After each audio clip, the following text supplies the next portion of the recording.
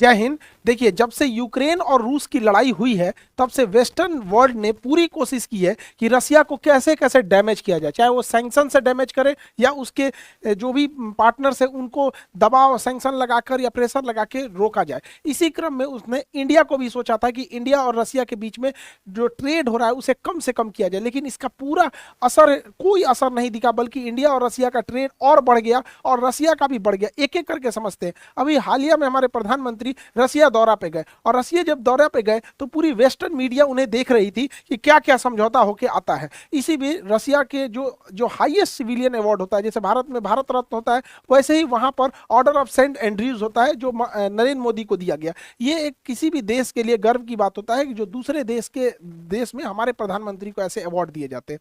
इसके बाद दोनों के बीच में कई सारे डील होते हैं, जिसमें कुछ महत्वपूर्ण डील थे, जिसमें 6 न्यूक्लियर पावर प्लांट लगाने की बात थी। न्यूक्लियर पावर प्लांट जो होता है बहुत ज्यादा मात्रा में ऊर्जा दे देता है और ये लगातार, इसे बंद करने की भी जरूरत नहीं होती है। राजस्थान का रावत भाटा जो था लगातार 2 साल तक चला था, उसे बंद भी करने की जरूरत नहीं थी।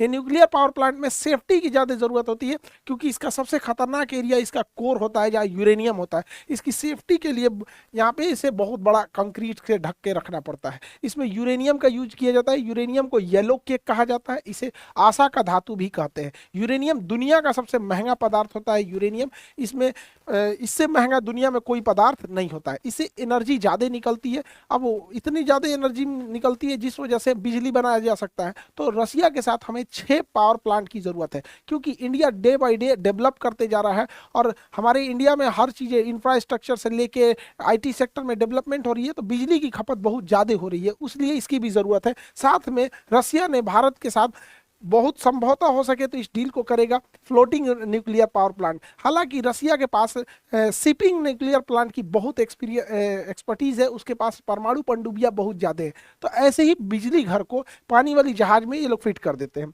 जो न्यूक्लियर रिएक्टर है उसे पानी वाली जहाज में फिट कर देंगे और बाकी उसमें जो भी सिस्टम है लगा देंगे। और सिप ऊपर से नॉर्मल दिखेगी, अंदर से ऐसा होगा, सिप ऐसे दिखेगी, बाहर से यहाँ पे होगा। अब इस सिप को किसी भी जगह पे हम मूव करा सकते हैं। सपोज कि अगर केरल में बिजली पे अटैक हो गया और केरल की बिजली सप्लाई खत्म हो जाती है, तो इस जहाज को केरल के पास जाएंगे और जैसे ये क्रेन लगा है ऐसे ही तार लगा देंगे यहाँ पे ग्रिड, और उसे ग्रिड से जोड़ देंगे। एक बार जब कोई भी इलेक्ट्रिसिटी ग्रिड से जुड़ जाती है तो आपका मन, आप जहां मन वहां भेज दीजिए। जैसे रेलवे लाइन पूरे देश में बिछा हुआ है, वैसे बिजली लाइन पूरे देश में बिछा हुआ है, जिसे हम लोग ग्रिड बोलते हैं। ये ग्रिड से जोड़ सकते हैं, तो इसका बहुत फायदा है। इसकी क्षमता है 800 मेगावाट। पटना शहर की औसतन जो बिजली खपत है पूरे पटना जिला की 800 मेगावाट है औसतन।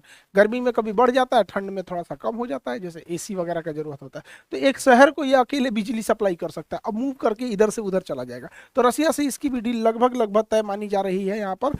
और इसी बीच जब यहाँ पे डील हो ही रहा था तो रसिया से 2 ट्रेन कोयला को लेकर इंडिया पहुंची। अब यहाँ से कोयला को लेकर इंडिया कैसे पहुंची, तो इंटरनेशनल नॉर्थ साउथ कॉरिडोर लेके ये ट्रेन रसिया से होते हुए यहाँ पर कजाकिस्तान, ये जो काकेशस पर्वत है, इसे पार करके ईरान के चाबहार पोर्ट पर पहुंचती है।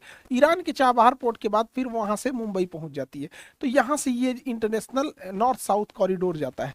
इसी में यहाँ पर India Middle East economic corridor भी जाता है। तो India Middle East economic corridor जो है ये भी यहीं से गुजर सकता है। तो India Middle East economic corridor Dubai, सऊदी अरब ये होते हुए यहाँ से निकल सकता है। लेकिन इन दोनों इतने बड़े बड़े ट्रेड रूट के लिए भारत के पास मुंबई बंदरगाह उतना गहरा नहीं है।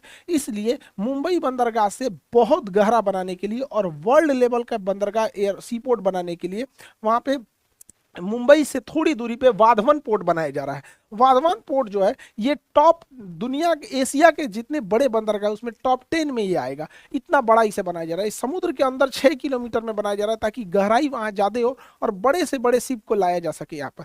तो ट्रेड इतना बेहतरीन बढ़ रहा है यहाँ पे। ये पोर्ट अगर बन जाएगा तो हम लोगों की कोलंबो पोर्ट से निर्भरता घट जाएगी, क्योंकि बहुत बड़े जहाज को हमें कोलंबो पोर्ट पे भेजना पड़ता था, वहां से फिर अनलोड करके मुंबई लाना पड़ता था, क्योंकि मुंबई बंदरगाह उतना अभी गहरा नहीं है। हालांकि कांडला जो है वहां पे, नवा सीवा जो है नवासीवा बंदरगाह आधुनिक है, लेकिन उससे भी बेटर बनेगा ये वाधवन पोर्ट यहाँ पर। तो अभी ये कोयले से भरी जहाजें आ गई हैं। इसी बीच हम लोग की डील होती है रसिया के साथ। रसिया हमें already S-400 missile defence system दे दिया है।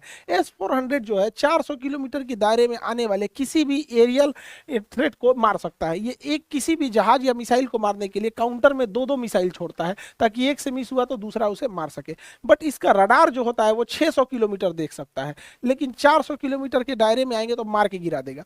इतना पावरफुल है, दुनिया का सबसे पावरफुल ये जो एयर डिफेंस सिस्टम है S-400 है।